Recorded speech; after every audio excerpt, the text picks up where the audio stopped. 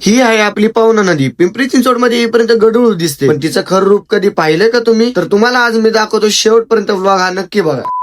जय महाराष्ट्र मित्रांनो, मी आणि राज निघालो काळवडीमधून थेट पवना लेकला जायला. सुरुवातीपासूनच रस्त्यात इतके सुंदर व्ह्यूज होते की गाडी थांबून थांबून क्लिप्स काढावे लागत होते. थंड हवा, शांत वातावरण, एकदम फ्रेश फील येत होता. थोडा घाट क्रॉस केल्यावर डॅमचे सुंदर दृश्य दिसायला सुरुवात झाली आणि खरंच तो व्ह्यू बघून सगळा थकवा एकदम गायब झाला. पुढे पुढे जात राहिलो आणि निसर्ग अजूनच सुंदर होत गेला. थोड्याच वेळात आम्ही लोकेशनवर पोहोचलो आणि काय सांगू, पवना डॅमची सुंदरता बघून काहीच बोलावंसं वाटत नव्हतं. फक्त बसून तो व्ह्यू एन्जॉय करत होतो. मस्त फोटोज व्हिडिओज काढले आणि तो मुवमेंट फुल एन्जॉय केला. तेवढ्यात दुपार झाली. मग काय, मस्त जेवण केलं आणि थोडा आराम केला आणि परत निघालो. पण परत येताना सगळ्यात सरप्राइझिंग मुवमेंट आला. आपली पवना नदी. आपण पिंपरी चिंचवड मध्ये जी नदी बघतो ना, ती पूर्ण गढूळ आहे, पण इथे येऊन बघितलं तर ती एकदम स्वच्छ, शांत आणि सुंदर दिसत होती. खरंच तो फरक बघून एकदम शॉक बसला. लहानपणापासून जी नदी आपण वेगळी पाहिली ती आज इतक्या सुंदर रूपात पाहायला मिळाली. हा मुवमेंट खूप स्पेशल होता. अशी झाली आमची one day return trip. Simple, peaceful, पण एकदम मेमोरेबल. तुम्हाला कसं वाटलं ते कमेंट मध्ये नक्की सांगा.